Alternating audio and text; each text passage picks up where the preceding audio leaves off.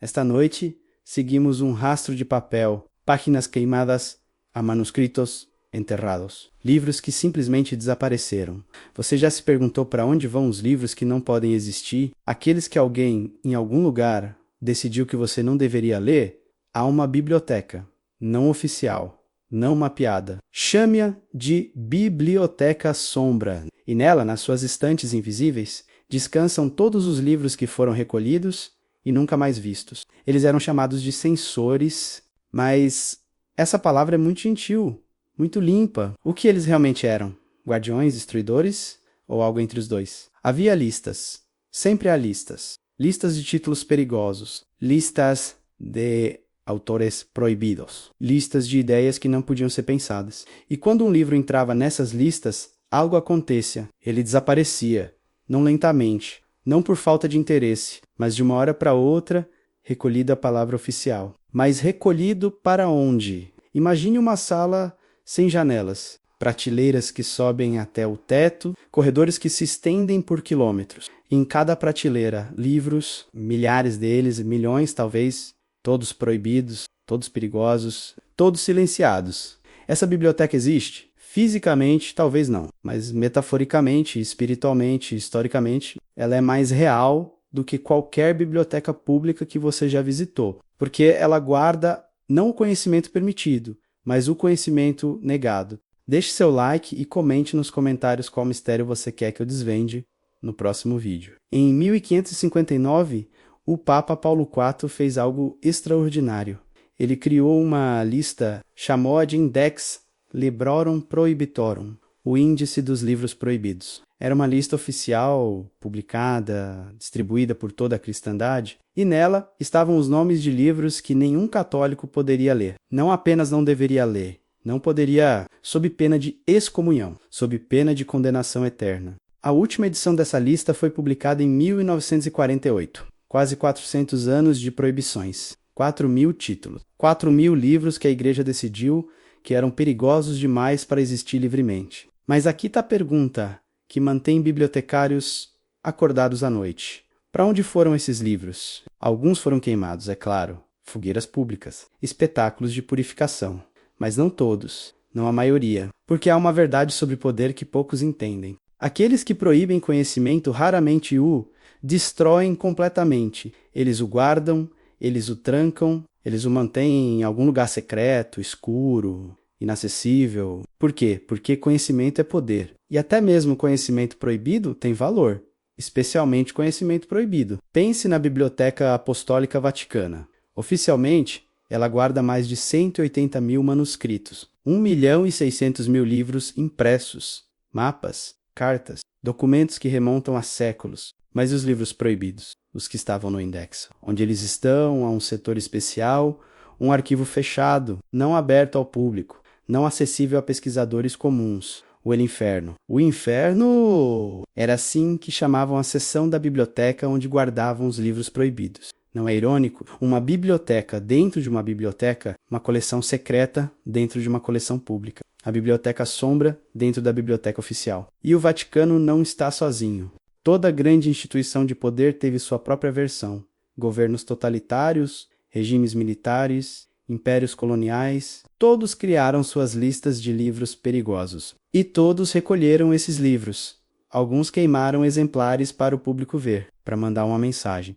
Mas outros exemplares, esses foram guardados, arquivados, catalogados em silêncio. Em Brasília, no subsolo do Arquivo Nacional, ainda hoje existem documentos da Divisão de Censura de Diversões Públicas. A DCDP, o braço da ditadura militar brasileira que decidia o que podia ou não ser lido, visto, ouvido. E entre esses documentos, há listas de livros proibidos. Cerca de 140 títulos oficialmente vetados entre 1964 e 1985.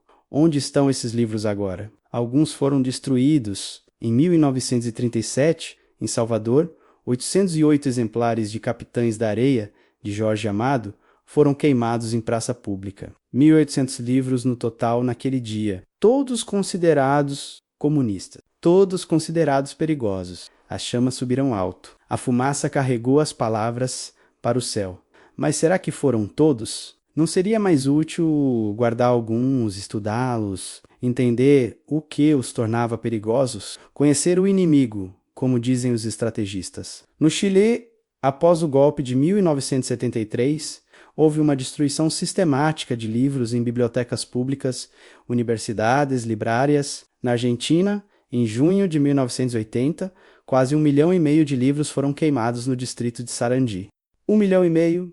Tente imaginar essa montanha de papel. O cheiro de tinta queimada, o crepitar das páginas se desfazendo. Mas entre todos esses livros destruídos, quantos foram secretamente preservados? Quantos encontraram seu caminho para arquivos militares, para coleções privadas de generais, para a biblioteca sombra?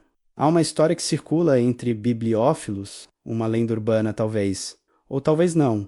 Dizem que existe uma rede internacional de colecionadores de livros proibidos. Não livros raros no sentido tradicional, mas livros que não deveriam existir. Primeiras edições de obras censuradas, manuscritos confiscados, documentos classificados. Esses colecionadores se comunicam em códigos, se encontram em lugares discretos, comercializam em silêncio, e suas coleções privadas formam em conjunto uma biblioteca sombra descentralizada, uma biblioteca espalhada por porões, cofres, quartos secretos em mansões antigas. Quem são esses colecionadores? Alguns são acadêmicos, obcecados pela ideia de preservar o que outros querem destruir. Outros são ricos excêntricos, fascinados pelo proibido simplesmente porque é proibido. E outros ainda. Talvez sejam os mesmos que proibiram os livros em primeiro lugar, porque há uma ironia deliciosa nisso. Não há? O censor que guarda secretamente uma cópia do que censurou, o ditador com uma biblioteca privada repleta de literatura subversiva, o papa que lê, à noite, os livros heréticos que proibiu pela manhã. Esta noite, vamos descer a esse submundo literário. Vamos explorar a história dos livros que foram recolhidos e nunca mais vistos. Vamos perguntar as questões incômodas, para onde eles foram, por que foram proibidos. E o mais importante, o que havia nessas páginas que era tão perigoso que alguém decidiu que você não deveria ler?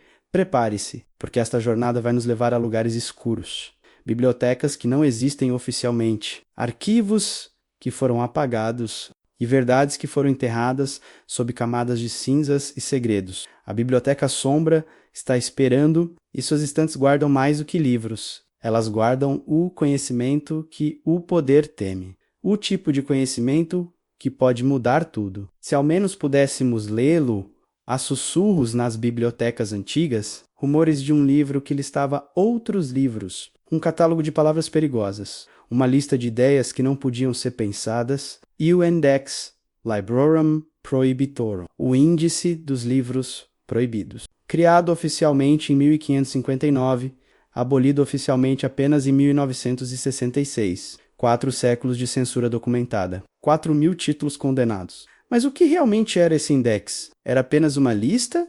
Ou era algo mais um mapa da Biblioteca Sombra? Eles eram monges principalmente, teólogos, estudiosos da Igreja Católica, homens que dedicavam suas vidas a ler, mas não para aprender, para julgar. Alguém denunciava um livro, uma carta chegava a Roma, o livro é herético. O livro é imoral. O livro é perigoso. E então começava o processo. Um assessor recebia a tarefa de ler a publicação completa, palavra por palavra. Ele fazia anotações, identificava as passagens problemáticas, os trechos que contradiziam a doutrina, as ideias que podiam corromper os fiéis. E no final ele emitia um parecer proibido ou permitido. Vida ou morte literária. O Index não surgiu do nada. Ele foi uma resposta, uma reação ao avanço do protestantismo. Martinho Lutero havia pregado suas teses na porta da igreja. A reforma estava em curso e com ela veio uma explosão de textos, panfletos, tratados, bíblias traduzidas para línguas vernáculas. A igreja estava perdendo o controle da narrativa. E controlar a narrativa sempre foi controlar o poder. Então, no Concílio de Trento, entre 1545 e 1563, a igreja decidiu reagir. Se não podia impedir as pessoas de escrever, podia ao menos impedi-las de ler. Ou tentar... A primeira versão do Index continha nomes que você reconheceria. Erasmo de Roterdão. Suas obras eram críticas demais, satíricas demais, perigosas demais. Nicolau Maquiavel, O Príncipe, um manual de poder que revelava verdades que deveriam permanecer ocultas. E com o tempo a lista cresceu. Galileu Galilei, suas observações astronômicas contradiziam a cosmologia oficial. René, Descartes, seu racionalismo colocava a razão acima da fé.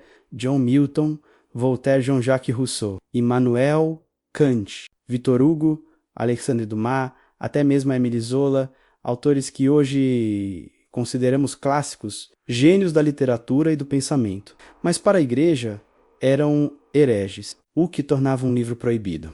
Heresia era o termo oficial, mas heresia é um conceito elástico. Qualquer ideia que contradissesse os dogmas oficiais podia ser classificada como herética. Qualquer crítica à estrutura de poder da igreja podia ser considerada anticlerical. E qualquer descrição de sexualidade podia ser rotulada como lasciva. O Index cobria tudo: teologia, filosofia, ciência, ficção, poesia, nada escapava do olhar vigilante dos censores. Mas aqui está o que é fascinante. O Index não apenas proibia livros, ele os categorizava.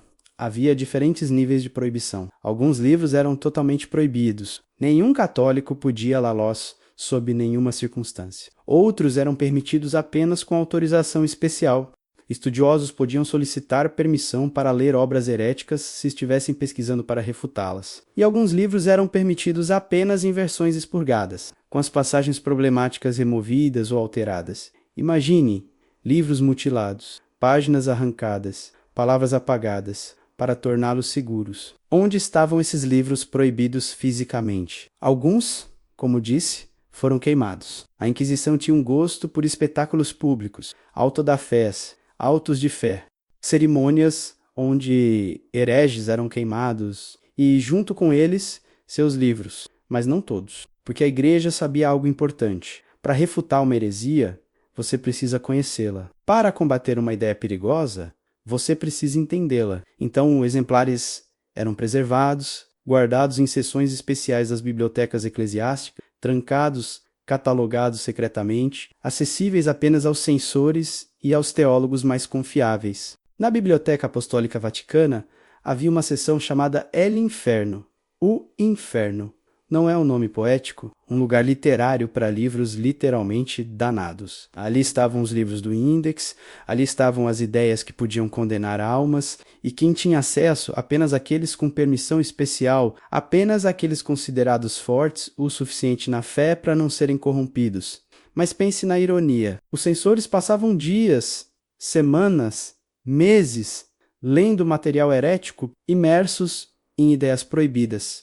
Eles eram imunes? Ou alguns foram convertidos secretamente pelas próprias palavras que tentavam suprimir a histórias, sussurros entre historiadores, de censores que se tornaram simpatizantes, de teólogos que, após ler Voltaire ou Rousseau, começaram a questionar. Discretamente, é claro, internamente, mas a semente da dúvida havia sido plantada. Isso nos leva a uma verdade fundamental sobre censura. Ela raramente funciona completamente, porque proibir algo chama atenção para ele, torna-o desejável, cria uma aura de perigo e fascínio. Quantas pessoas leram livros do Index justamente porque eram proibidos? Quantas cópias circularam clandestinamente, passadas de mão em mão, como tesouros contrabandeados? O Index foi oficialmente abolido em 1966 pelo Papa Paulo VI, mas a Igreja declarou que ele mantinha sua força moral, que os católicos ainda deviam evitar livros que pudessem perturbar sua fé.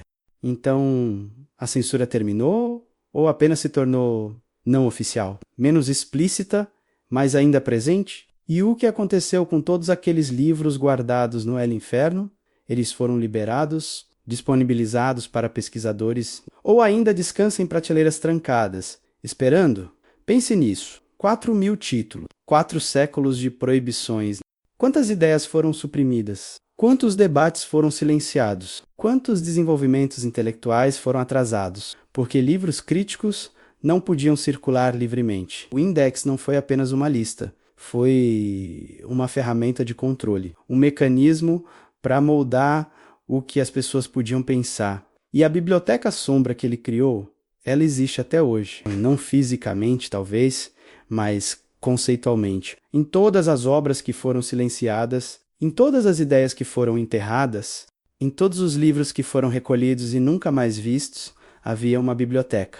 A maior do mundo antigo, a Biblioteca de Alexandria, fundada no século III a.C., localizada no Egito, centro do conhecimento helenístico. Diziam que continha 500 mil de rolos, talvez mais. Cada rolo, um manuscrito único, cópias de obras gregas, egípcias, persas, indianas, filosofia, ciência, literatura, matemática, astronomia, medicina, todo o conhecimento acumulado da civilização antiga reunido em um só lugar, e então desapareceu, queimou, foi destruída. Mas como? Por quem?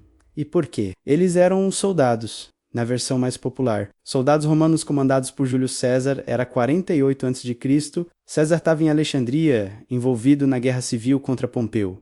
Cleópatra estava ao seu lado, e durante um confronto no porto, navios pegaram fogo, as chamas se espalharam. O vento forte levou o fogo para a costa, para os armazéns próximos ao ancoradouro. E nesses armazéns ela havia livros, 40 mil rolos, segundo o poeta Lucano. 40 mil manuscritos de ótima qualidade. Todos queimados em uma noite, todo aquele conhecimento transformado em cinzas, mas foi apenas um acidente? Ou havia algo mais? A outra versão, menos dramática, talvez mais insidiosa. No século IV d.C., o cristianismo havia se tornado a religião oficial do Império Romano, e com ele veio um zelo pela pureza doutrinária. Templos pagãos foram fechados, cultos antigos foram proibidos. E as bibliotecas pagãs? O que fazer com elas? Dizem que em 391, o bispo Teófilo de Alexandria ordenou a destruição do Serapeu, um templo dedicado a Serapis, que também funcionava como biblioteca, um anexo da grande biblioteca de Alexandria. Lá havia manuscritos considerados heréticos, obras de filosofia pagã, textos que contradiziam a doutrina cristã. E então foram destruídos, não por acidente, mas intencionalmente por ordem religiosa. E há ainda uma terceira versão. Essa do século VII, os árabes muçulmanos conquistaram Alexandria em 642 e o general Amer ibn al-As encontrou a biblioteca, ou o que restava dela, e ele escreveu ao califa Omar, perguntando o que fazer com os livros. E Omar respondeu algo que ecoa através dos séculos. Se esses livros estão de acordo com o Alcorão, então não precisamos deles. E se eles se opõem ao Corão, devemos destruí-los. E assim, segundo a lenda, os livros foram distribuídos pelos banhos públicos de Alexandria, para serem usados como combustível para aquecer a água. Levou 6 meses para queimar todos. 6 meses de conhecimento, alimentando fogueiras de banho. Qual versão é verdadeira? Talvez todas, talvez nenhuma. Talvez a Biblioteca de Alexandria não foi destruída em um único evento catastrófico, mas ao longo de séculos, múltiplos incêndios, múltiplas ondas de censura, múltiplos recolhimentos. Cada novo poder que chegava a Alexandria via a biblioteca como ameaça ou recurso, e aos poucos os rolos foram desaparecendo, alguns queimados, alguns roubados, alguns recolhidos para coleções privadas, alguns simplesmente perdidos na confusão do tempo. Mas aqui está a pergunta que deveria nos tirar o sono. O que estava naqueles rolos? Que conhecimento foi perdido? Sabemos que havia cópias de obras de Ésquilo, Sófocles, Eurípides, mas quantas peças desses dramaturgos se perderam? Sabemos que havia tratados científicos de Arquimedes, Euclides, Ptolomeu, mas quantas descobertas matemáticas e astronômicas desapareceram? Havia textos de filósofos prissocráticos, Heráclito, Parmênides, Empédocles. Conhecemos apenas fragmentos de suas obras. O resto, queimado em Alexandria. E além dos autores conhecidos, quantos autores desconhecidos se perderam? Quantos poetas, historiadores, cientistas cujos nomes nunca soubemos, cujas obras nunca lemos? Por que não sobreviveram nem uma única cópia? A Biblioteca de Alexandria não era apenas um prédio cheio de livros, era a memória da civilização. E quando ela queimou, parte dessa memória morreu, irreversivelmente, para sempre. Mas será que tudo foi destruído? Há uma teoria, uma especulação que circula entre historiadores alternativos. E se alguns rolos foram salvos? E se, antes dos incêndios finais, estudiosos perceberam o perigo e começaram a copiar os manuscritos mais importantes? E se esses textos foram levados para outros lugares? Para Bizâncio, para Pérsia, para a Índia, para monastérios remotos onde poderiam ser preservados? Isso explicaria por que alguns textos antigos considerados perdidos reaparecem séculos depois, redescobertas em bibliotecas monásticas,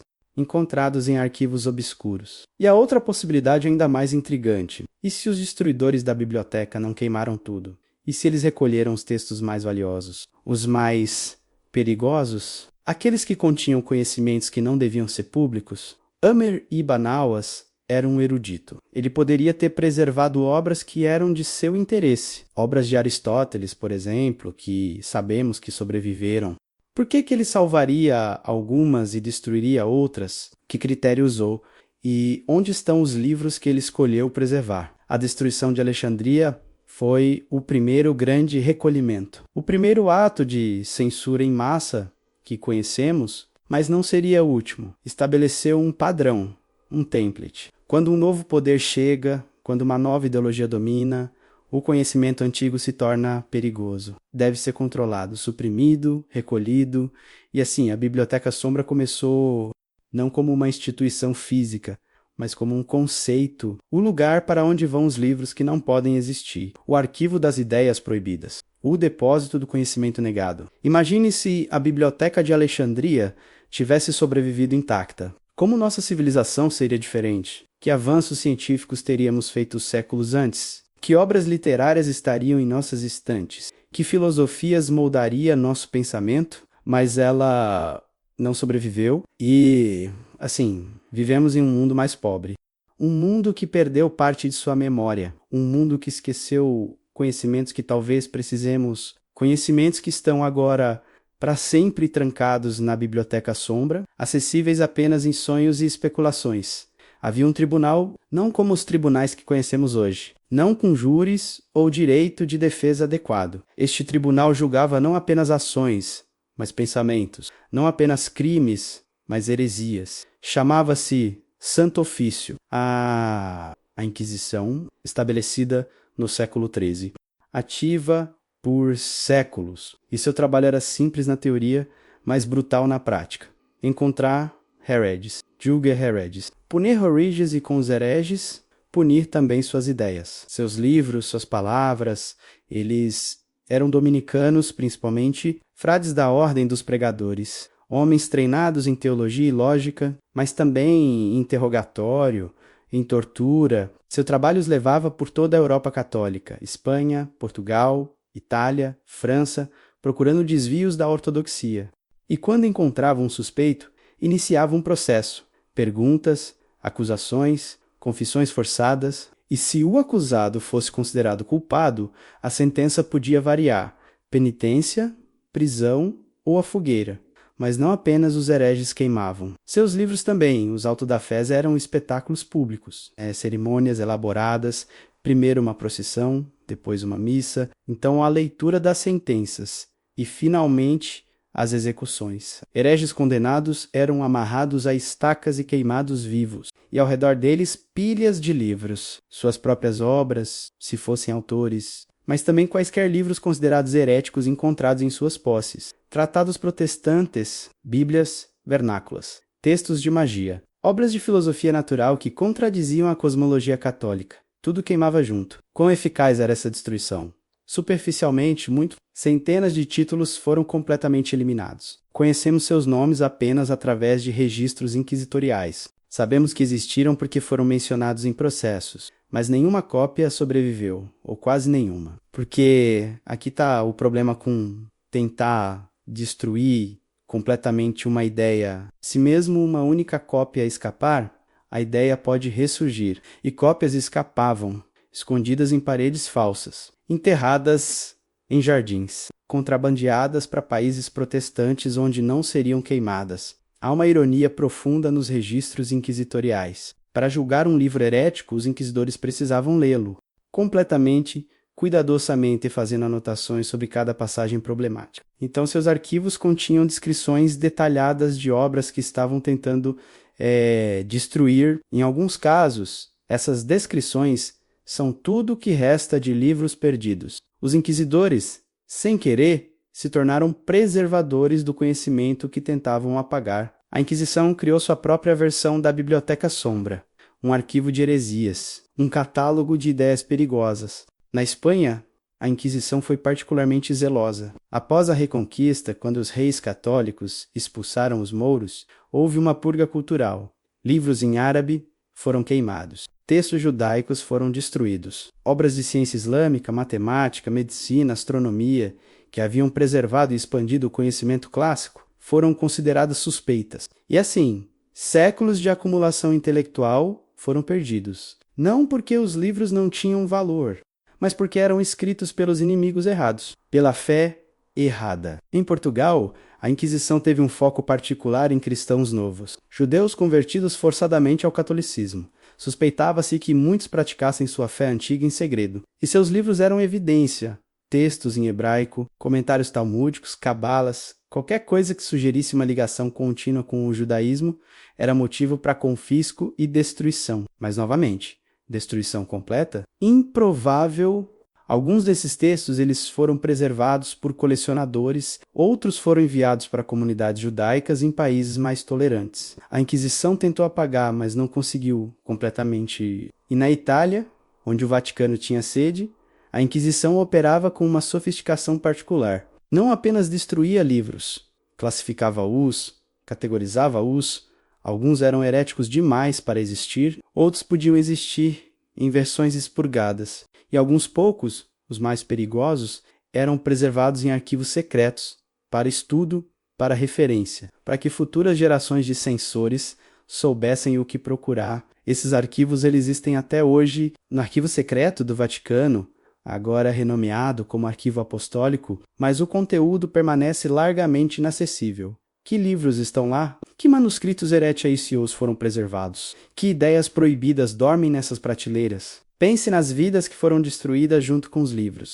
Giordano Bruno, filósofo, astrônomo, herege, queimado vivo em 1600 em Roma. Suas obras foram proibidas. Mas por quê? O que ele escreveu que era tão perigoso? Ele propôs que o universo era infinito, que havia inúmeros mundos além do nosso, que as estrelas eram sóis distantes com seus próprios planetas. Ideias que hoje consideramos corretas, mas na época eram heresia, contradiziam a cosmologia geocêntrica, desafiavam a centralidade da Terra e da humanidade, e por isso Bruno queimou.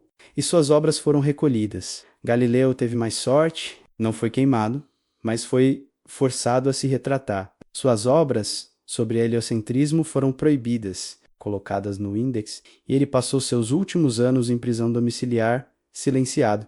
Mas suas ideias escaparam, porque ele tinha aliados, porque suas cartas foram copiadas e circuladas, porque a verdade eventualmente não pode ser completamente suprimida. A Inquisição atrasou o avanço científico, mas não o impediu. Apenas o tornou mais difícil, mais perigoso. As fogueiras da Inquisição eram mais que punições, eram mensagens, eram avisos, eram declarações de poder. Eles diziam: nós controlamos o conhecimento, nós decidimos o que pode ser pensado, e se você desafiar, você queimará. E por séculos, essa mensagem funcionou. Pessoas tinham medo, autocensuravam-se, escondiam suas verdadeiras crenças. E os livros que continham ideias perigosas eram escondidos também, na Biblioteca Sombra, no arquivo dos pensamentos proibidos, esperando por dias mais livres. Dias que para muitos desses livros nunca chegaram.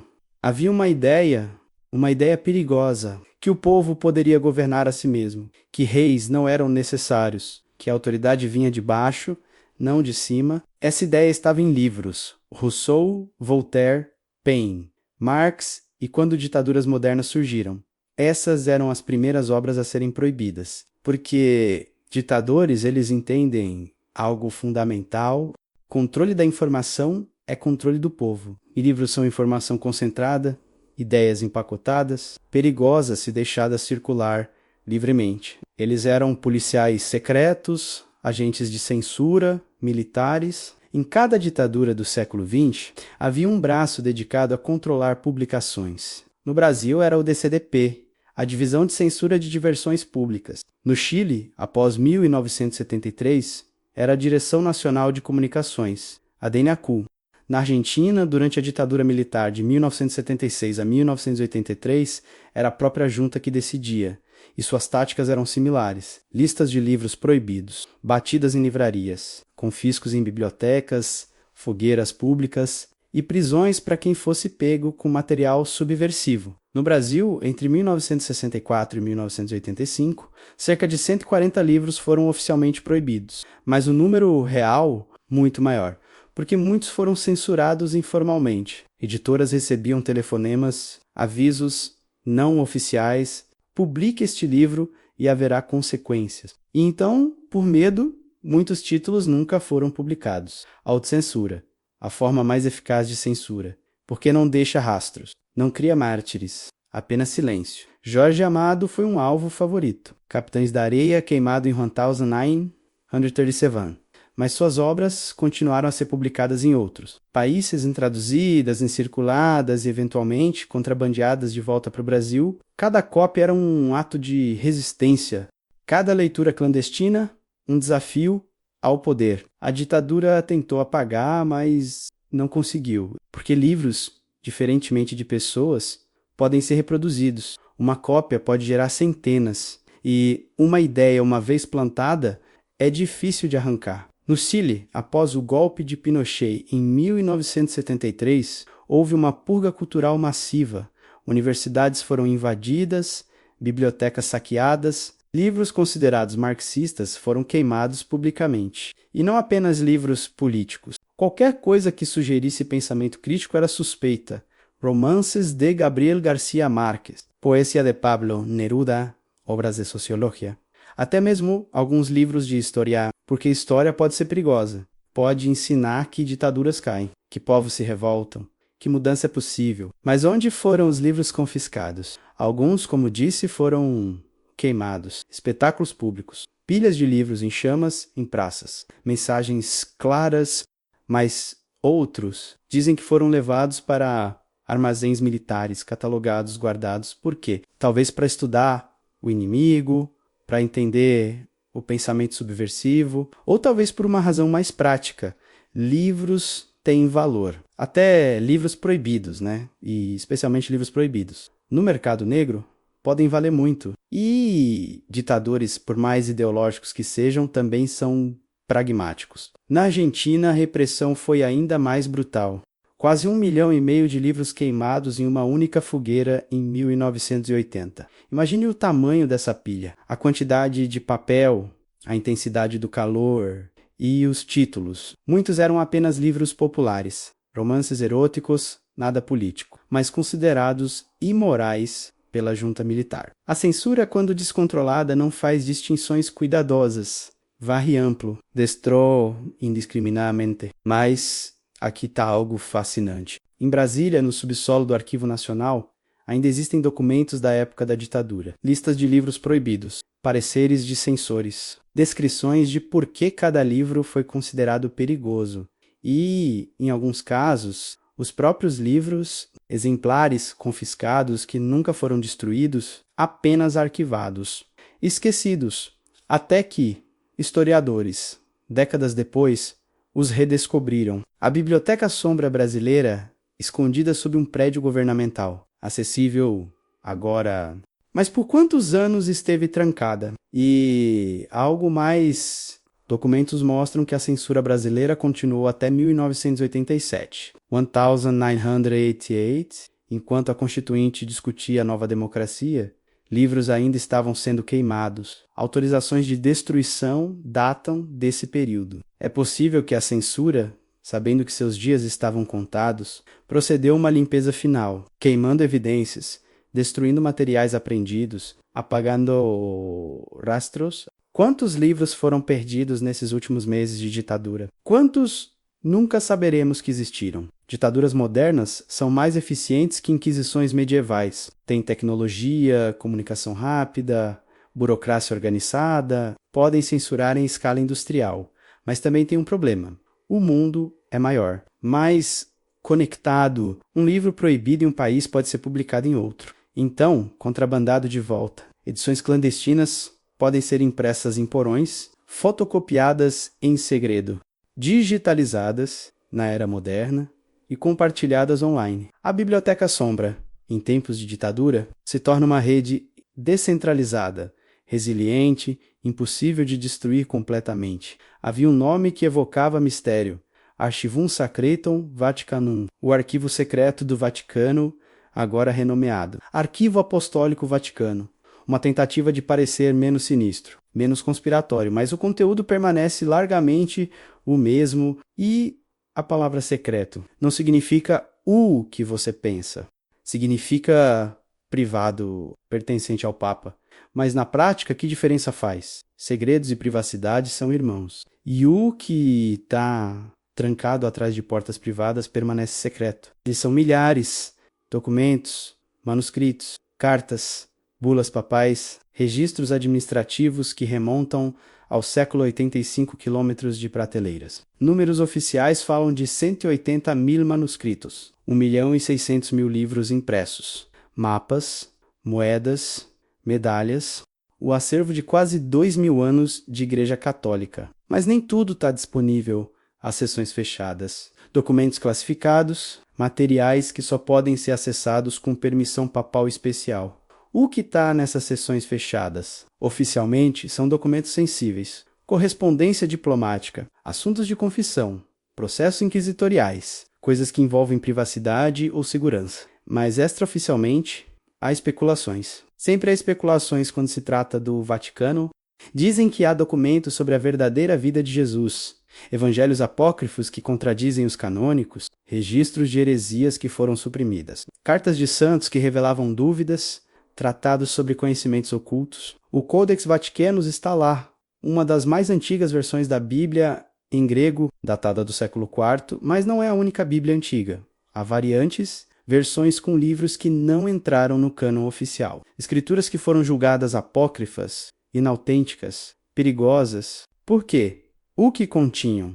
Histórias diferentes sobre Jesus? Ensinamentos que contradiziam a doutrina desenvolvida posteriormente. E se essas versões alternativas fossem divulgadas, o que aconteceria com a ortodoxia? Há cartas de figuras históricas, Michelangelo, Lucrécia Borgia, Martinho Lutero, Henrique VIII, correspondência entre papas e reis, negociações secretas, acordos que moldaram a história europeia, mas que moldaram em segredo, longe dos olhos do povo. E algumas dessas cartas, dizem, nunca foram tornadas públicas, permanecem trancadas. Por quê? O que revelam? Corrupção, hipocrisia ou apenas negócios políticos comuns que a igreja prefere manter discretos? E depois há o El Inferno, a seção dos livros proibidos. Oficialmente, não existe mais. Quando o Index foi abolido em 1966, dizem que El Inferno foi desmantelado. Os livros foram integrados ao acervo geral, ou foram movidos para outras coleções. Mas será mesmo? Ou apenas o nome mudou? Porque faz sentido, do ponto de vista da igreja, manter certas obras restritas. Não por censura, mas por contexto. Livros heréticos sem contextualização adequada podem confundir fiéis. Melhor mantê-los acessíveis apenas a estudiosos, assim argumento. Mas há uma pergunta mais profunda. O Vaticano tem exemplares de livros que consideramos completamente perdidos? Obras que foram queimadas em todos os outros lugares? Manuscritos que só sobreviveram porque a igreja, mesmo proibindo-os, guardou cópias? É possível, é até provável, porque conhecimento, mesmo conhecimento herético, é valioso. E a igreja sempre valorizou conhecimento, controlou-se, restringiu absolutamente, mas raramente destruiu completamente. Imagine entrar naqueles 85 quilômetros de prateleiras, caminhar pelos corredores, ver os lombos de milhares de volumes antigos, saber que entre eles estão respostas para perguntas históricas que debatem há séculos, documentos que poderiam reescrever nossa compreensão do passado, mas você não pode tocá-los, não pode lê-los, não sem permissão. E permissão, ele é concedida seletivamente para pesquisadores aprovados, com propósitos aprovados. E mesmo eles não têm acesso a tudo. O Vaticano abriu partes do arquivo recentemente. Documentos sobre a Segunda Guerra Mundial foram disponibilizados,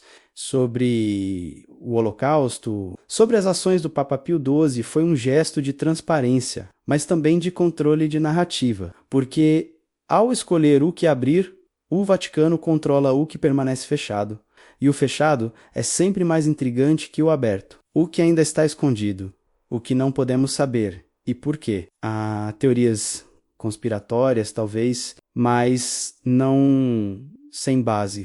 Dizem que o Vaticano possui textos que provariam que muitas doutrinas católicas são construções posteriores, não divinamente inspiradas, mas humanamente construídas, resultados de concílios e debates, política eclesiástica, e revelar isso abalaria a autoridade da Igreja. Então permanece secreto, privado, trancado na biblioteca Sombra Vaticana.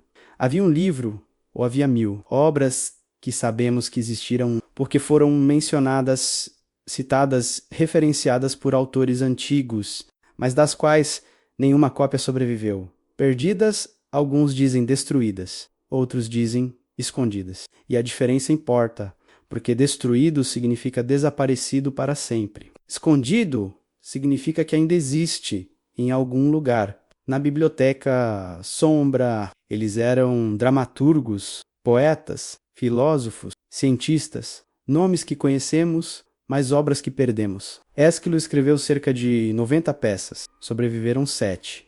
Onde estão as outras 83? Sófocles escreveu mais de 120, temos 7. Eurípides produziu mais de 90, restaram 19. Isso significa que perdemos a maior parte do drama grego clássico, a maior parte das histórias, dos personagens, das ideias que moldaram a cultura ocidental. E por quê? Como? Manuscritos antigos eram frágeis. Papiro deteriora, pergaminho rasga, tinta desvanece. Para um texto sobreviver da antiguidade até hoje, ele precisava ser copiado, e copiado novamente. Cada geração criando novas cópias antes que as antigas se desintegrassem. Mas nem tudo era copiado. Copistas escolhiam, priorizavam.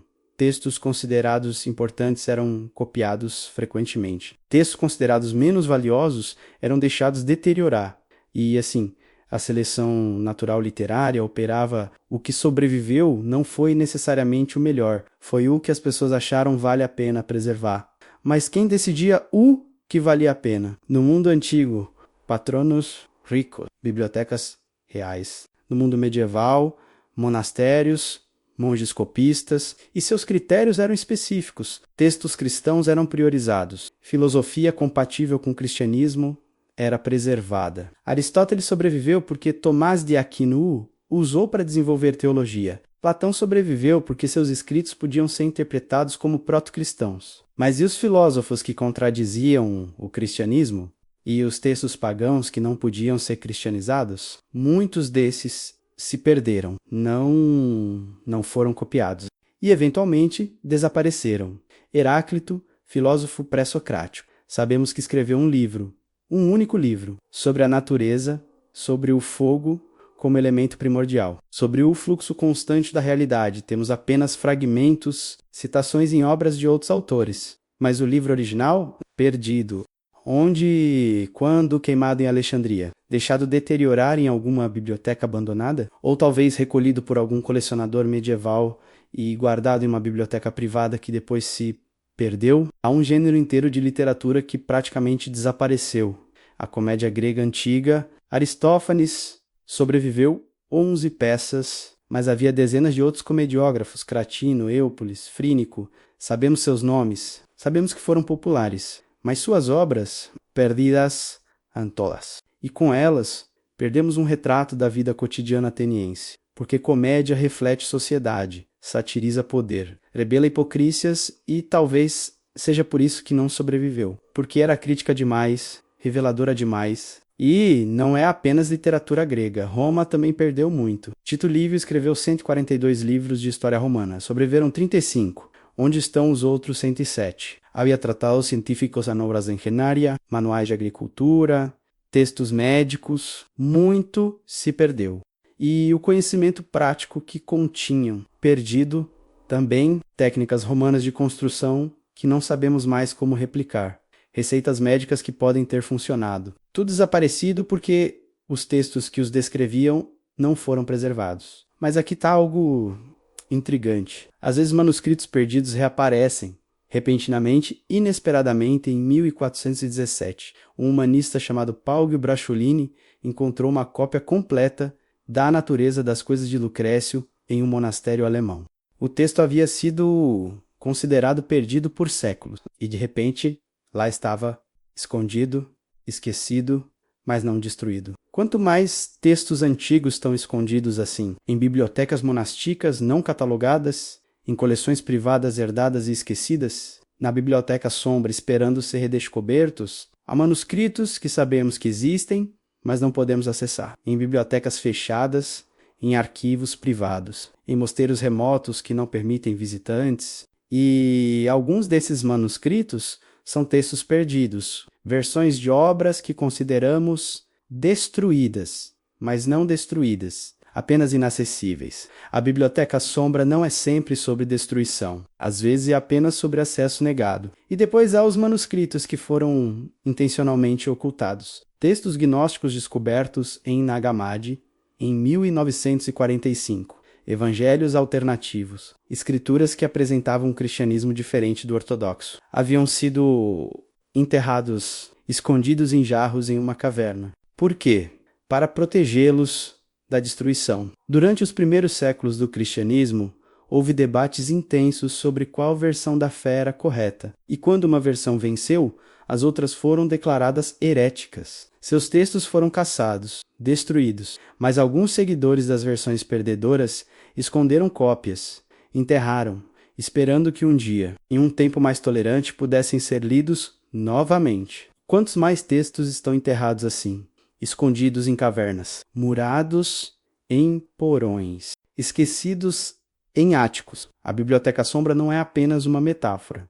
Às vezes é literal. Livros físicos em lugares físicos, não destruídos, apenas perdidos, esperando ser encontrados. Havia homens ricos, muito ricos, e sua riqueza permitia um hobby peculiar, colecionar, não arte, embora muitos fizessem isso também, não moedas ou selos, mas livros, livros raros, primeiras edições, manuscritos únicos, e entre esses colecionadores havia um subgrupo ainda mais peculiar.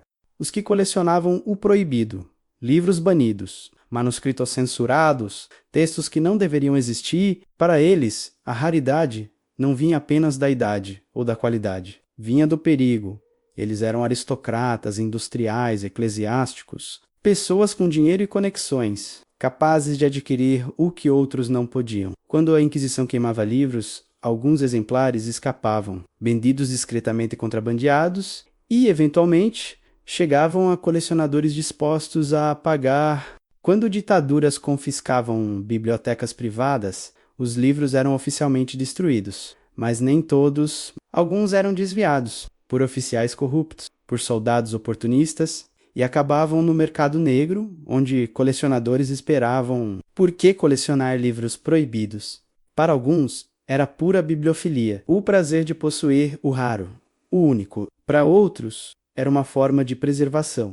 Se estados e igrejas estavam tentando destruir certos textos, então salvá-los era um ato de resistência cultural. Mas para outros ainda, havia um fascínio mais escuro. O proibido é sedutor. Ler o que não se deve ler.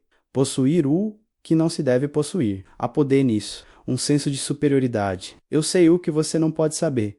Havia uma biblioteca não pública pertencente a um marquês francês. Século XVIII, ele colecionava livros eróticos, tratados libertinos, filosofia anticlerical, sátiras políticas. Tudo que era proibido no ancião regime. Sua biblioteca era lendária entre aqueles que conheciam sua existência, mas era secreta. Poucos eram admitidos. E quando ele morreu, a coleção foi dispersa. Alguns livros foram queimados por herdeiros escandalizados, outros foram vendidos e alguns simplesmente desapareceram, recolhidos para outras bibliotecas privadas. Continuando sua existência sombria, no século XIX, bibliofilia se tornou um hobby de elite. Leilões de livros raros atraíam compradores ricos, e entre os lotes às vezes apareciam raridades proibidas. Primeiras edições do Index, tratados alquímicos, grimórios, textos que haviam sido censurados, mas que, com o tempo, haviam se tornado relíquias históricas. Ainda controversos, ainda perigosos de certa forma. Mas agora, colecionáveis e colecionadores competiam por eles. pagavam fortunas e os levavam para suas bibliotecas privadas, onde permaneciam inacessíveis, privados, sombrios. Há uma coleção famosa, a Biblioteca Kinsey, no Instituto Kinsey, em Indiana, Estados Unidos. Alfred Kinsey, o pesquisador de sexualidade, colecionou materiais considerados obscenos, livros, fotografias, arte. Sua justificativa era acadêmica. Para estudar sexualidade humana, era preciso ter acesso a todos os materiais sobre o assunto, incluindo os proibidos. E assim, sua biblioteca contém uma das maiores coleções de material erótico do mundo, muito do qual foi em algum momento legalmente proibido, censurado, destinado à destruição, mas preservado, em uma biblioteca privada que eventualmente se tornou institucional. Quantas outras bibliotecas privadas existem assim? Não conhecidas publicamente, não catalogadas, coleções pessoais de indivíduos ricos que colecionaram o proibido. E quando esses indivíduos morrem, o que acontece com suas coleções? Às vezes são doadas a instituições, às vezes vendidas, mas às vezes são destruídas por herdeiros que não compartilham o interesse, ou que se sentem envergonhados. E assim, livros raros, talvez únicos, são perdidos novamente. A Biblioteca Sombra ganha novos habitantes, ou perde membros que brevemente escaparam.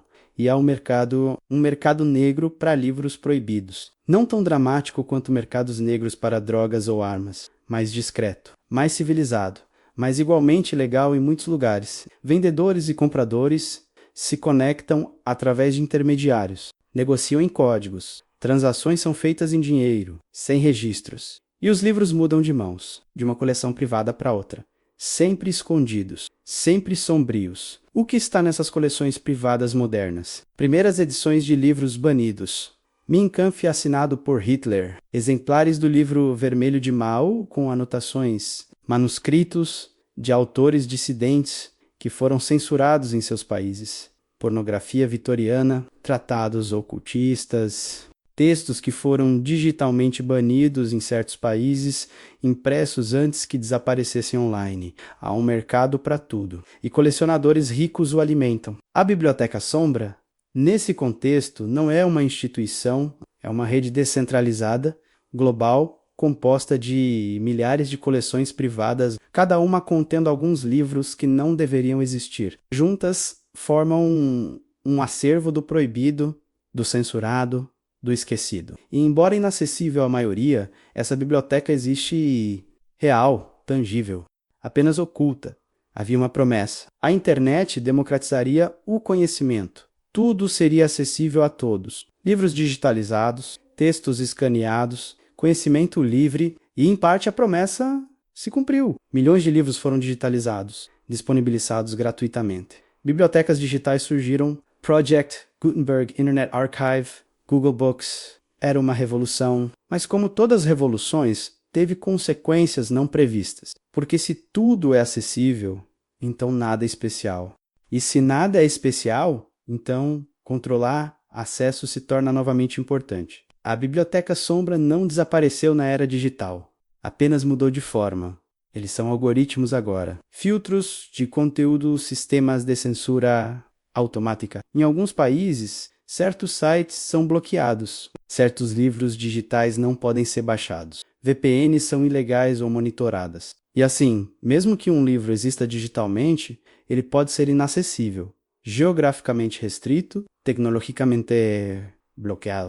A censura moderna não precisa queimar livros, apenas precisa bloquear acesso a eles. E, em alguns aspectos, isso é mais eficaz, porque é invisível. Muitos nem sabem que estão sendo censurados. Mas a resistência sempre há.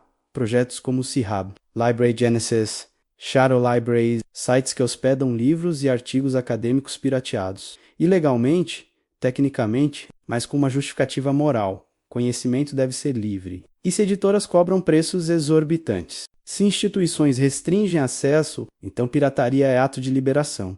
E, assim, Shadow Libraries cresceram. Milhões de livros, centenas de milhões de artigos, todos disponíveis gratuitamente. Um desafio direto ao controle corporativo e estatal do conhecimento. Mas Shadow Libraries são precárias. Sites são derrubados, domínios confiscados, operadores são processados. Alexandra Elbakian, criadora do CIRAB, vive sob ameaça legal constante. Editoras a processam, governos a perseguem, mas ela continua e o site continua, movendo-se de domínio para domínio, sempre um passo à frente, mas sempre em risco. A biblioteca Sombra Digital é móvel, resiliente, mas vulnerável. E a outra forma de censura digital, mais sutil. Plataformas como Amazon controlam grande parte da distribuição de e-books, e elas podem e fazem remover livros. Livros considerados ofensivos, controversos, problemáticos, às vezes com razão,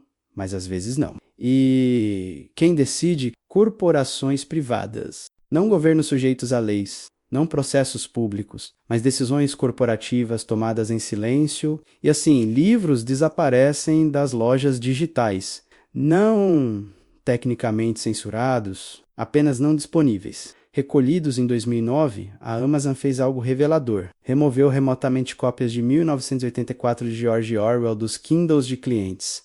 Havia uma questão de direitos autorais. A edição não deveria ter sido vendida. E a Amazon, tendo descoberto o erro, simplesmente deletou o livro dos dispositivos. Clientes acordaram e o livro que haviam comprado havia desaparecido. A ironia não passou despercebida. 1984, um livro sobre controle totalitário e reescrita da história, sendo remotamente removido por uma corporação. É quase poético, mas também aterrorizante, porque demonstrou algo importante. Na era digital, você não possui livros, você licencia acesso a eles. E acesso pode ser revogado. Então, onde estão os livros digitais censurados? Em backups, em hard drives privados, em servidores escondidos, em redes peer-to-peer. A biblioteca Sombra Digital é distribuída. Cada usuário que baixou um livro de uma Shadow Library tem uma cópia. E se o site for derrubado, as cópias persistem. Podem ser compartilhadas novamente, recarregadas em novos sites. É uma biblioteca que não pode ser queimada, porque não está em um lugar, está em todos os lugares. Mas há limites. Nem tudo foi digitalizado. Livros raros, manuscritos únicos. Textos que existem em apenas uma ou duas cópias físicas. Esses não estão online e muitos nunca estarão porque seus donos não querem, ou porque é tecnicamente difícil, ou porque são tão obscuros que instituições não se interessam em digitalizá-los. E assim, a biblioteca Sombra física e digital coexistem. Uma contém o que nunca foi digitalizado. A outra contém o que foi digitalizado, mas bloqueado. Juntas, formam um arquivo completo do inacessível. E há a censura ativa em escala. Na China, o grande firewall bloqueia acesso a milhões de sites. Livros digitais sobre Tiananmen, sobre Tibete, sobre democracia. Tudo inacessível dentro do país. Mas cidadãos usam VPNs, burlam o sistema, baixam arquivos proibidos e os compartilham em redes privadas WeChat, grupos fechados. A biblioteca Sombra Chinesa existe nos telefones de milhões. Pequenos arquivos, PDFs escondidos, livros que o governo preferiria que não existissem. Mas existem em milhões de cópias, impossíveis de erradicar completamente. Na Rússia, após 2022, muitos livros ocidentais se tornaram difíceis de obter. Editoras ocidentais pararam exportações. Livrarias fecharam, mas russos que queriam ler começaram a procurar versões digitais e encontraram em Shadow Libraries, em torrents. A censura econômica criou demanda para pirataria e pirataria criou acesso. A biblioteca Sombra cresceu, não por ideologia, mas por necessidade. Há também a autocensura corporativa.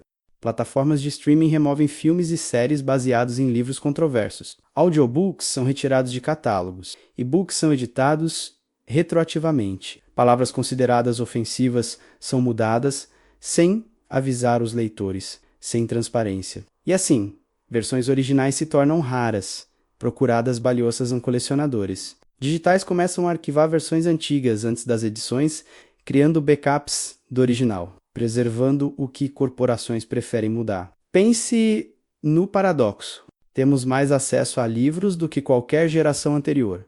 milhões disponíveis instantaneamente. Mas também temos mais censura do que imaginávamos possível. Censura algorítmica, censura corporativa, censura geográfica. E a resposta tem sido criar novas bibliotecas sombra, digitais, distribuídas, resilientes. Uma corrida armamentista entre controle e liberdade, entre poder e resistência.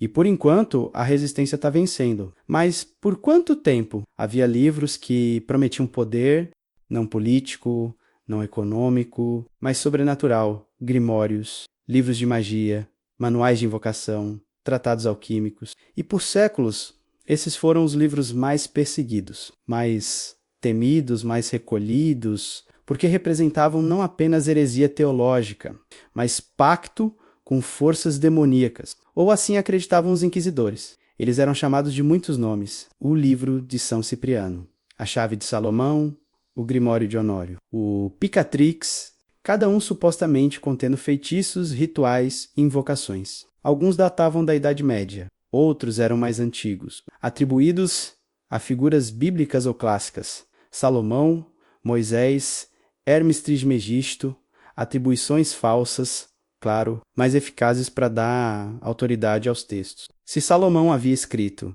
então o conhecimento era legítimo, poderoso. A igreja via esses livros como extremamente perigosos, não apenas porque promoviam superstição, mas porque sugeriam que poder sobrenatural podia ser alcançado fora dos canais oficiais da igreja, sem padres, sem sacramentos, apenas com palavras corretas, rituais corretos, círculos mágicos desenhados corretamente. Era uma ameaça ao monopólio eclesiástico do sagrado. E por isso, grimórios foram caçados implacavelmente, queimados, seus possuidores presos, torturados, executados. Mas os livros persistiram, porque havia demanda, pessoas queriam acreditar que podiam ter poder, controlar destino, invocar espíritos, encontrar tesouros escondidos, curar doenças, amaldiçoar inimigos, e grimórios prometiam tudo isso. Então, mesmo com a repressão, cópias eram feitas,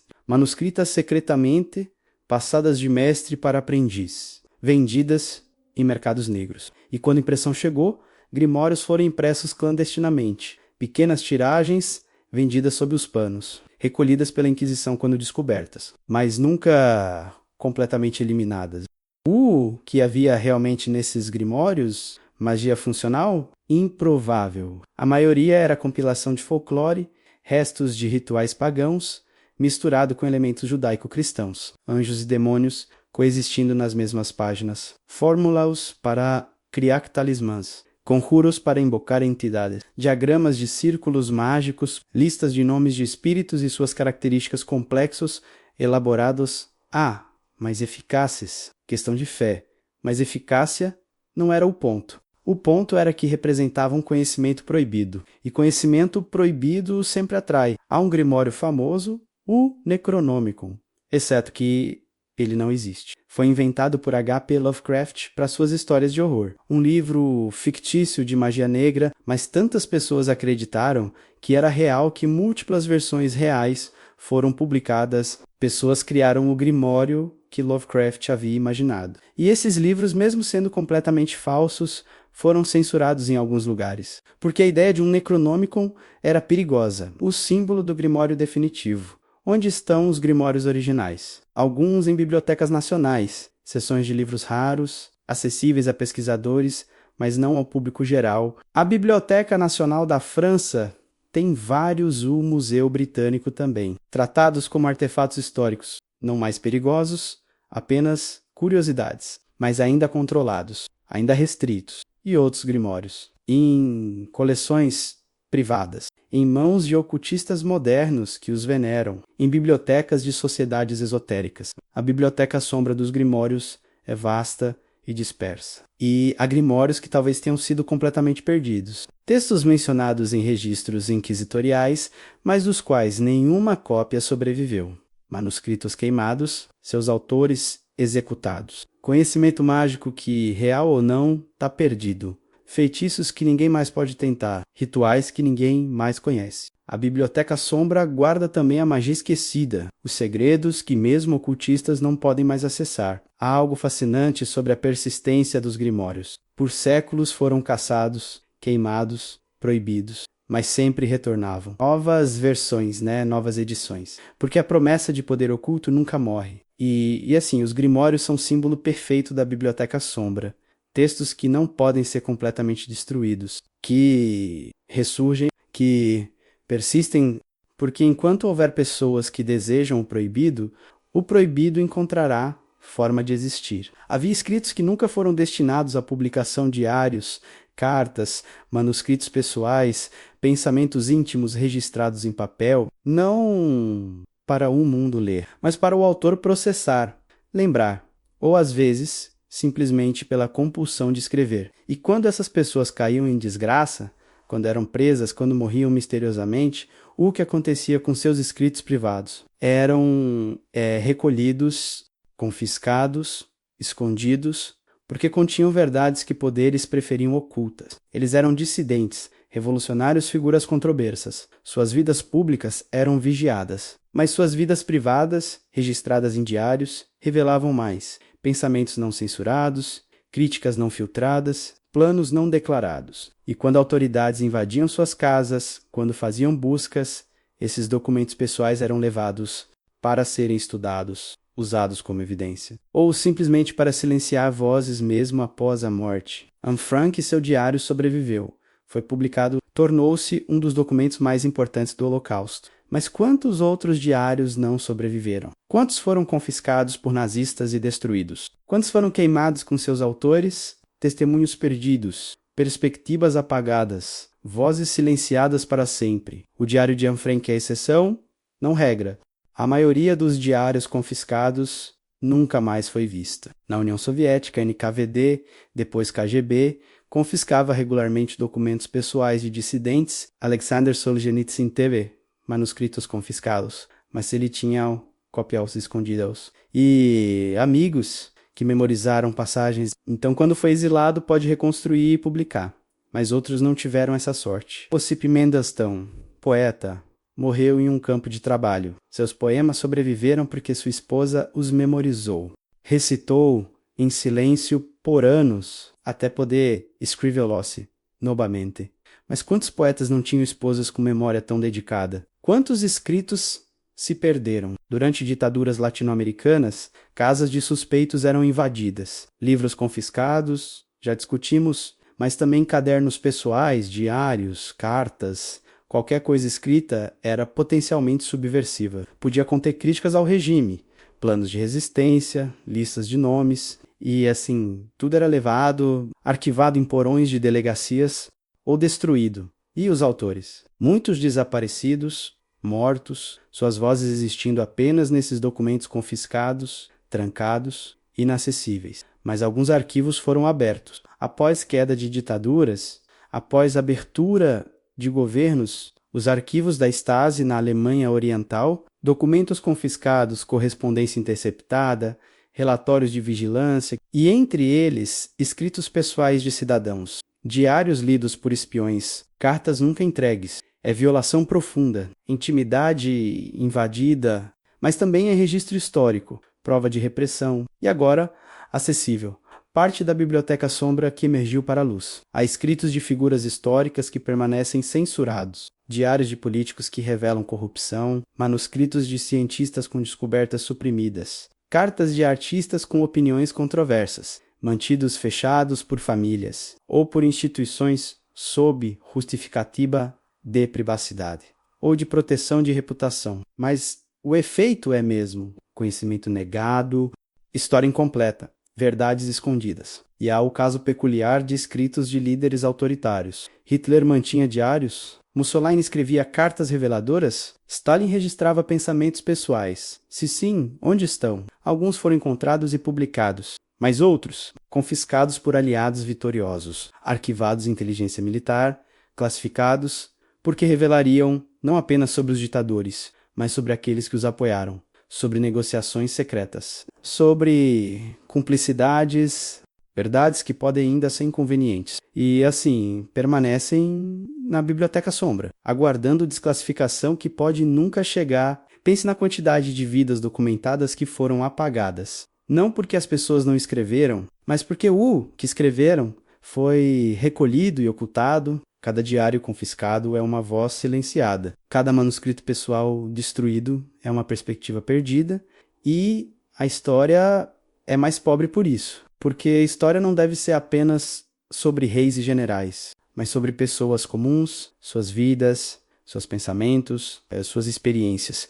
E muitas dessas experiências estão trancadas na Biblioteca Sombra, nos arquivos do esquecimento. Havia autores que escreveram obras-primas, gastaram anos, derramaram suas almas, e então foram rejeitados ou censurados antes de publicação, ou autocensuraram, sabendo que publicar seria perigoso. E esses manuscritos ficaram em gavetas, em caixas, em áticos, nunca lidos, nunca livros que existem, mas que o mundo desconhece. Membros fantasmas da Biblioteca Sombra. Eles eram escritores à frente de seu tempo, ou atrás dele, com ideias que editoras julgaram não vendáveis ou perigosas. Durante períodos de censura intensa, muitos autores escreviam sabendo que não poderiam publicar. Escreviam para o futuro, para quando tempos mudassem, e guardavam seus manuscritos, esperando. Alguns viveram para ver publicação, outros não. E seus manuscritos permaneceram escondidos, esquecidos,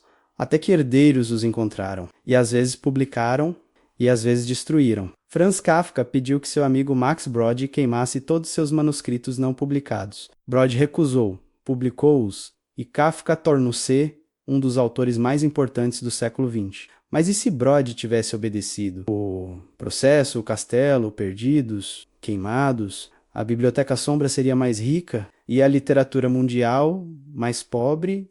Quantos autores tiveram amigos menos infiéis? Quantos manuscritos foram realmente queimados? Emily Dickinson escreveu quase 1.800 poemas. Publicou menos de uma dúzia em vida. O resto foi descoberto após sua morte, em gavetas, em caixas, escritos em papéis soltos e publicados. Ela tornou-se reconhecida, mas quantas Emily Dickinsons tiveram famílias que não valorizaram seus escritos, que jogaram tudo fora, que queimaram como lixo? Quantos poetas geniais morreram desconhecidos, suas obras perdidas porque ninguém as procurou? Durante regimes totalitários, autores desenvolveram técnicas. Escreviam, mas escondiam. Enterravam manuscritos, confiavam a amigos, enviavam para fora do país. Vassili Grossman escreveu Vida e Destino. O manuscrito foi confiscado pela KGB. Ele achava que estava perdido.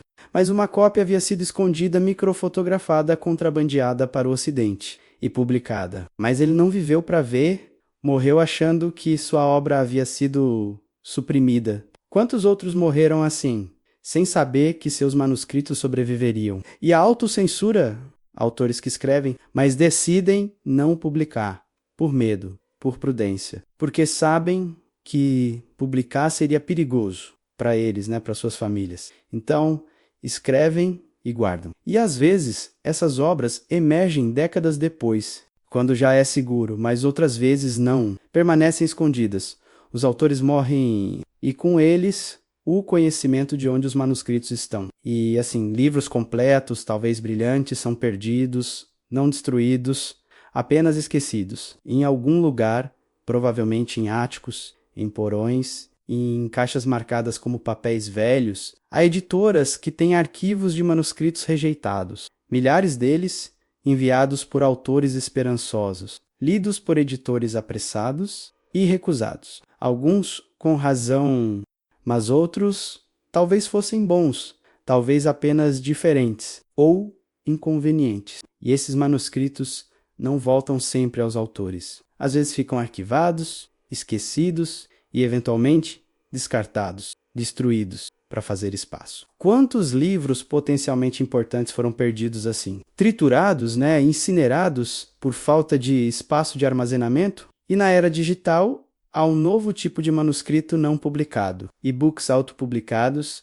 que foram removidos de plataformas, blogs que foram deletados, Textos que existiam online, mas cujos servidores foram desligados. E não havia backups, ou havia, mas se perderam. Armazenamento em nuvem expirou. Contas foram encerradas e o texto desapareceu. Não fisicamente queimado, mas digitalmente apagado e igualmente perdido. A Biblioteca Sombra Digital cresce com cada servidor desligado. Cada plataforma que encerra, cada texto que não foi arquivado. Pense em todos os romances que foram escritos, mas nunca publicados. Todos os ensaios guardados, todas as memórias não compartilhadas. Há uma biblioteca inteira de obras inexistentes, existentes apenas nas mentes de seus autores, ou em manuscritos escondidos. A Biblioteca Sombra não guarda apenas livros que foram publicados e depois proibidos. Guarda também os que nunca chegaram a existir publicamente. Os natimortos literários e suas histórias, suas ideias, seus mundos permanecem desconhecidos para sempre. Há uma questão que devemos fazer: para onde vamos em um mundo cada vez mais conectado, cada vez mais vigiado, cada vez mais controlado? O que acontecerá com a Biblioteca Sombra? Ela crescerá, encolherá, transformar-se-á em algo novo ou desaparecerá finalmente, quando todo conhecimento for acessível, quando censura for impossível? Se esse dia chegar, eles são algoritmos agora, inteligências artificiais, sistemas de moderação de conteúdo, trabalhando em escala que humanos nunca poderiam. Varrem a internet, identificam conteúdo problemático, removem automaticamente, sem julgamento humano, sem contexto, apenas padrões reconhecidos e ação tomada. E isso significa que livros, textos, ideias podem ser censurados instantaneamente, globalmente, sem possibilidade de recurso humano significativo. A censura algorítmica é eficiente, invisível, implacável, mas também a blockchain, tecnologias de armazenamento distribuído e PFS, sistemas onde dados não podem ser deletados, onde censura teoricamente impossível. Textos carregados persistem para sempre, sem autoridade central que possa removê-los. E isso poderia significar o fim da Biblioteca Sombra, porque tudo seria permanente, acessível, imune a recolhimento. Mas é utópico demais, porque governos podem bloquear acesso, corporações podem desencorajar uso e tecnologias podem ser criminalizadas. Há um cabo de guerra entre controle e liberdade, entre poder e resistência, e a Biblioteca Sombra é o campo de batalha. Cada livro censurado é vitória do controle. Cada livro preservado clandestinamente é vitória da resistência. E o futuro, imprevisível. Pode ser que tecnologias de preservação vençam, que todo conhecimento produzido seja permanentemente acessível, ou pode ser que tecnologias de controle vençam, que censura se torne tão sofisticada que resistência seja impossível. Pense em inteligências artificiais generativas, capazes de criar textos, mas também de detectá-los. Governos poderiam usar imposto automóvel para escanear toda a internet, identificar textos subversivos, removê-los, bloquear acesso, processo em segundos U, que levaria humanos anos. E, em contrapartida, resistentes poderiam usar em YAO para gerar infinitas versões de textos censurados. Cada uma ligeiramente diferente, impossível de bloquear completamente, uma corrida armamentista tecnológica com conhecimento como prêmio, e há questões éticas complexas. Nem todo conhecimento deve ser preservado. Há textos que genuinamente causam dano, manuais de terrorismo, propaganda genocida, pornografia infantil. A maioria concordaria que esses devem ser suprimidos. Mas quem decide os limites?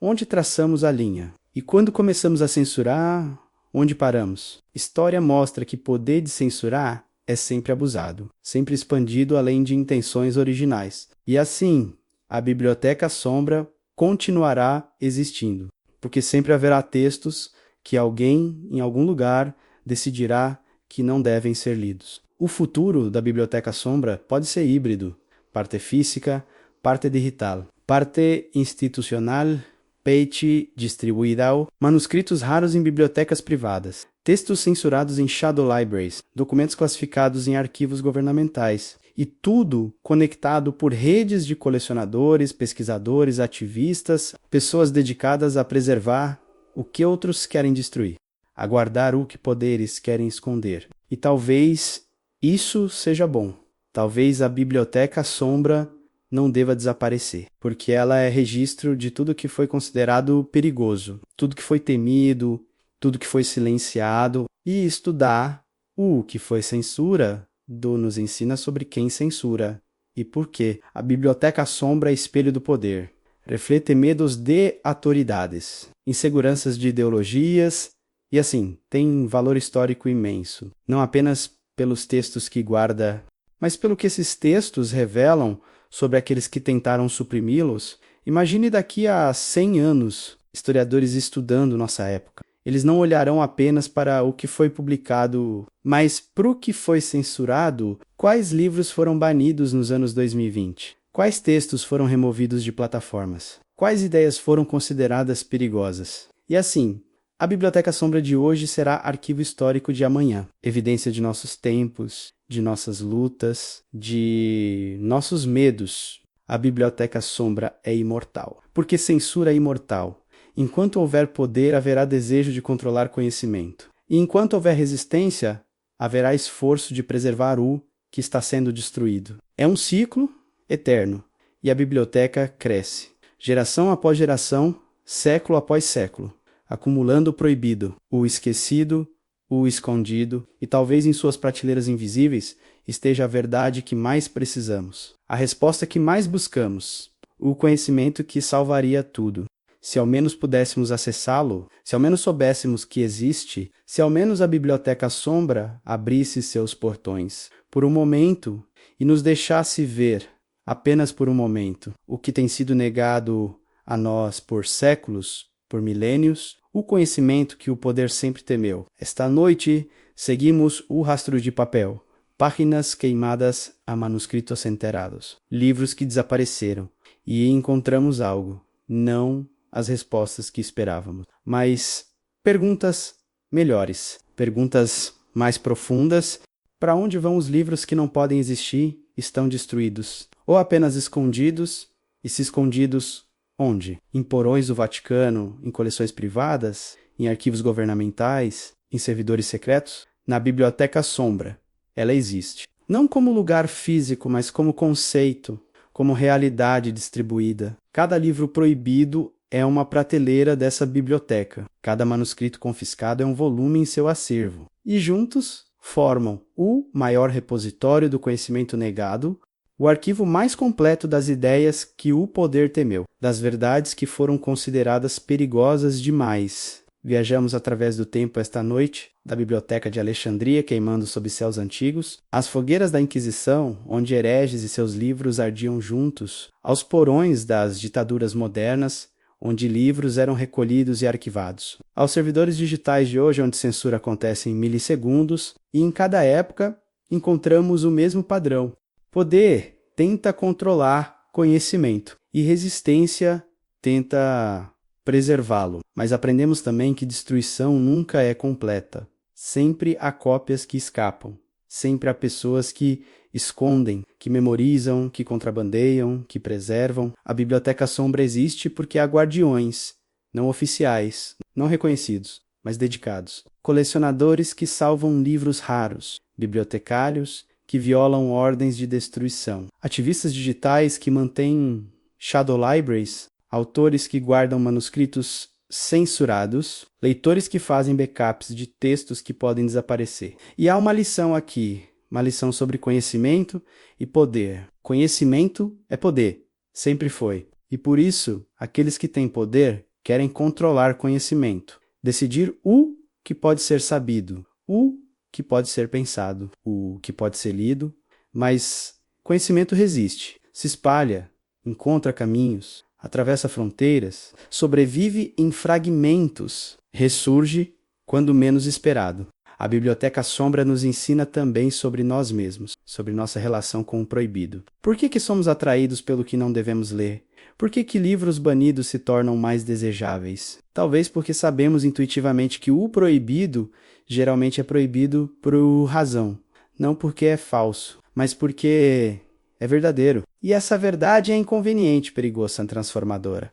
Pense em todos os livros que nunca leu, não porque não quis, mas porque não pôde porque foram recolhidos antes que nascesse, porque foram queimados séculos atrás, porque estão trancados em arquivos que não pode acessar, porque foram digitalmente bloqueados em seu país. Sua educação é incompleta, seu conhecimento é limitado, não por culpa sua, mas porque a Biblioteca Sombra guarda o que você deveria saber e não libera. E a questão permanece aberta, inquietante. Deve a Biblioteca Sombra existir? Deve conhecimento ser controlado? Há limites para a liberdade de informação? Ou todo conhecimento deve ser livre, acessível, sem restrições? São questões sem respostas fáceis, porque há textos genuinamente perigosos, mas também porque censura sempre foi abusada, sempre expandida, sempre usada para controlar, não para proteger. Talvez a resposta seja equilíbrio, preservação sem promoção, arquivamento sem censura, deixar textos existirem, mas contextualizá-los, permitir acesso, mas educar sobre o contexto. A Biblioteca Sombra poderia se tornar transparente, seus acervos conhecidos, seus textos acessíveis para pesquisadores, para historiadores, para qualquer um disposto a estudar, não apenas consumir. Seria isso utópico, provavelmente. Mas é uma aspiração que vale ter. Esta noite, abrimos uma porta para a biblioteca que não deveria existir. E vimos apenas o corredor de entrada. Prateleiras se estendem infinitamente para as sombras, para o desconhecido. Cada prateleira carregada de livros que foram recolhidos, nunca mais vistos, mas não esquecidos. Porque falamos deles, porque procuramos por eles, porque sabemos que existem em algum lugar esperando. E talvez isso seja suficiente, saber que conhecimento não foi completamente destruído, que ideias persistem, que verdades aguardam, em arquivos, em coleções, em backups digitais, na memória de alguns, na busca de muitos. A Biblioteca Sombra é promessa. Promessa de que o que foi escondido pode ser encontrado. O que foi silenciado pode falar novamente. O que foi negado pode ser recuperado. A busca continua por historiadores, por colecionadores, por ativistas, por todos que acreditam que conhecimento deve ser livre, que livros não devem ser queimados, que ideias não devem ser enterradas. E cada descoberta, cada manuscrito recuperado, cada livro digitalizado, cada texto libertado é vitória. Pequena, talvez, mas real. Contra o esquecimento, contra a censura, contra as sombras. Se esta jornada despertou algo em você, deixe seu like, inscreva-se e comente que outros mistérios você quer que eu investigue. A verdade está escondida, mas pode ser encontrada. Durma bem. Mas sonhe com bibliotecas, não as conhecidas, as iluminadas, as públicas, mas a outra, a sombria, a proibida, a Biblioteca Sombra, onde todos os livros recolhidos descansam, esperando, sempre esperando, para serem lidos novamente, para terem suas vozes ouvidas, para compartilharem as verdades que carregam. Verdades que alguém, em algum momento, decidiu que você não deveria saber, mas você sabe agora, sabe que eles existem. E isso muda tudo, porque conhecimento de que há, conhecimento negado já é início de libertação. É primeira fagulha de curiosidade. Primeira pergunta, primeiro passo na jornada para a Biblioteca Sombra e para as revelações que ela guarda. Boa noite ou bom dia, dependendo de onde as sombras te encontrarem.